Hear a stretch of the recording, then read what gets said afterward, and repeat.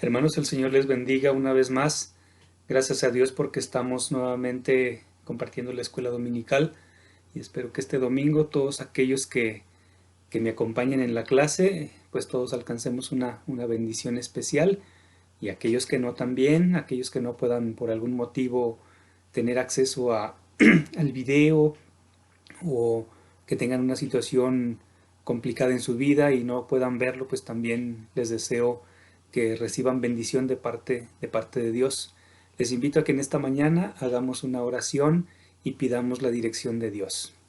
Señor, te damos gracias y te alabamos porque en esta mañana estamos delante de ti con un corazón dispuesto, con un corazón abierto para recibir tu palabra y te rogamos, Señor, que cada día que la estudiemos podamos entender siempre lo que tú nos estás hablando.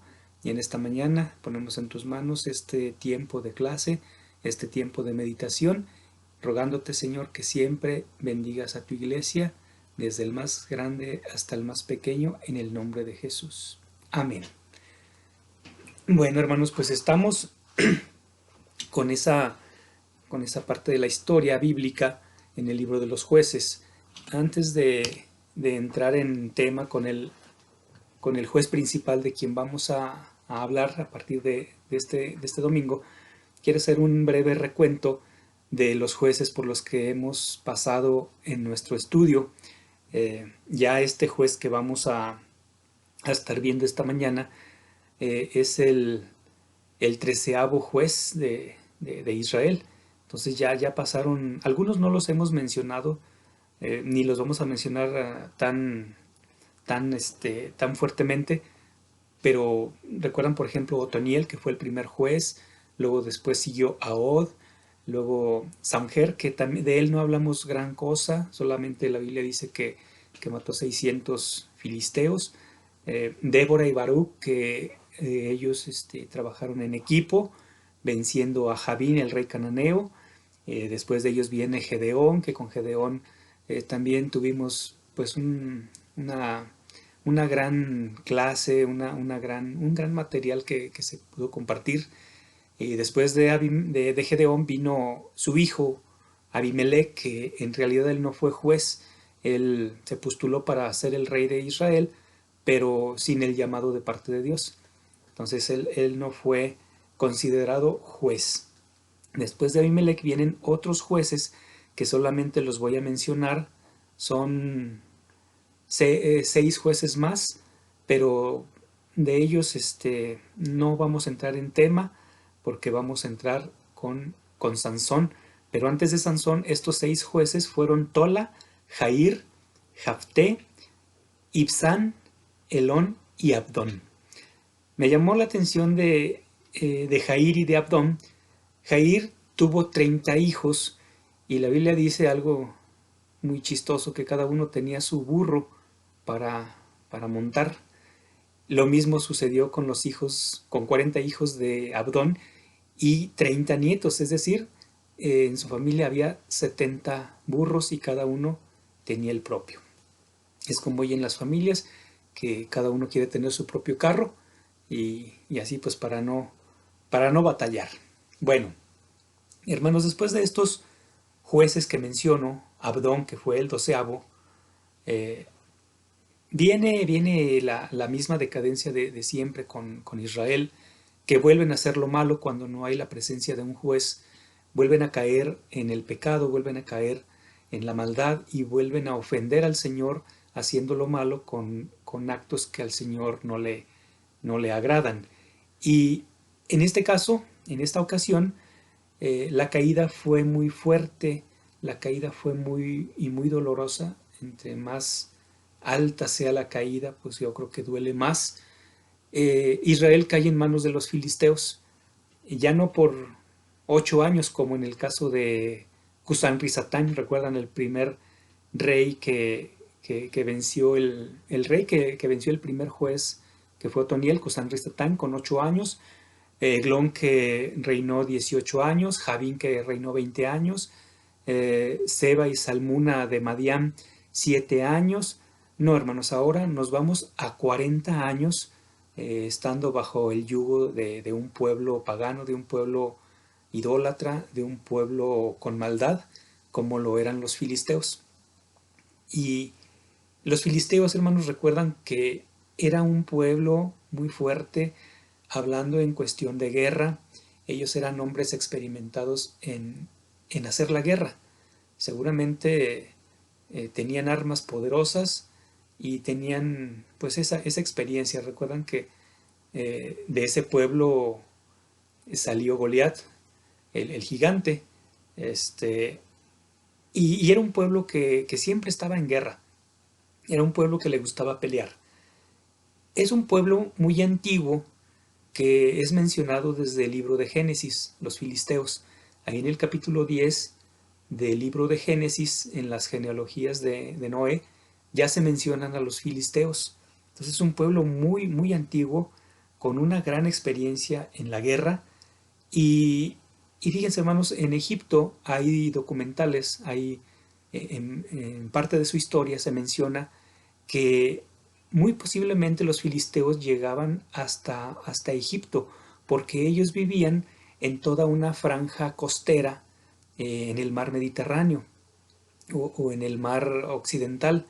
Eh, en esa parte costera que colinda con Egipto, ahí vivían los filisteos, toda esa franja, que lo que hoy en día ubicamos como la franja de Gaza.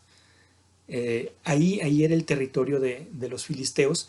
Incluso los egipcios los llegaron a catalogar como los pueblos del mar, aunque 100% no se tiene una claridad, pero se cree que dentro de esos pueblos estaban los filisteos que iban a también hacerle la guerra a Egipto. Entonces Israel cae en manos de este pueblo, de este poderoso pueblo, 40 años. Quiero que en esta mañana vayan ubicando el libro de los jueces. Ahora vamos a leer el capítulo 13.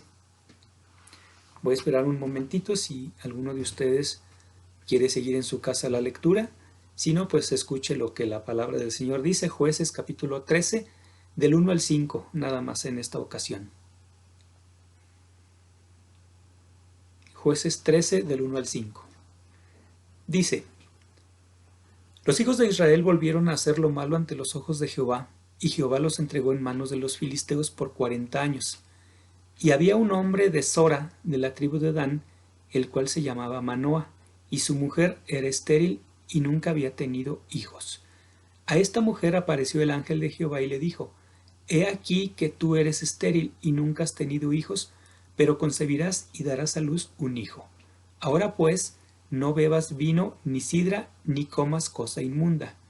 Pues he aquí que concebirás y darás a luz un hijo, y navaja no pasará sobre su cabeza, porque el niño será nazareo a Dios desde su nacimiento, y él comenzará a salvar a Israel de manos de los filisteos. Bueno, pues ¿de quién se estaba tratando? Pues de Sansón, aunque todavía no llegamos a esa parte donde vemos el nombre del niño, pero más adelante, yo creo que la siguiente clase vamos a ver esa parte donde los padres le ponen Sansón al niño, a este niño que Dios está prometiendo a esta mujer. Y bueno, pues aquí está una vez más la esperanza para el pueblo de Israel. La historia de Sansón, hermanos, comienza igual que con los otros jueces, donde los hijos de Israel, como les comentaba hace un momento, vuelven a hacer lo malo, caen otra vez en el pecado, se hacen idólatras y van tras los Baales. Y 40 años, hermanos, dice la Biblia que estuvieron bajo el yugo del pueblo filisteo. Ahora, 40 años, a mí se me hace una cantidad muy, muy grande en el tiempo, hablando humanamente para Dios. 40 años quizá no sea, más bien no representa una cantidad en el tiempo como para nosotros. De hecho, la Biblia dice que 1000 años para el Señor son como un día y un día como 1000 años. Es decir, el tiempo para el Señor no es un factor que determine la prisa o algo que si no lo hago ahorita ya jamás lo voy a poder hacer. No, hermanos. Pero 40 años para el hombre yo creo que son bastante en el tiempo. Y Yo creo que en esos 40 años Israel sufrió nuevamente como sufre alguien cuando tiene una espina, cuando cae y tropieza y se golpea y se azota. Recuerdan que así eran los enemigos de Israel cuando empezábamos a ver este tema de la generación que olvidó a Dios, cómo eran los enemigos de Israel, como espinas, como tropiezos, como azotes. Y bueno, pues yo creo que así fueron esos 40 años. En 40 años, hermanos, también puede verse pasar una generación entera.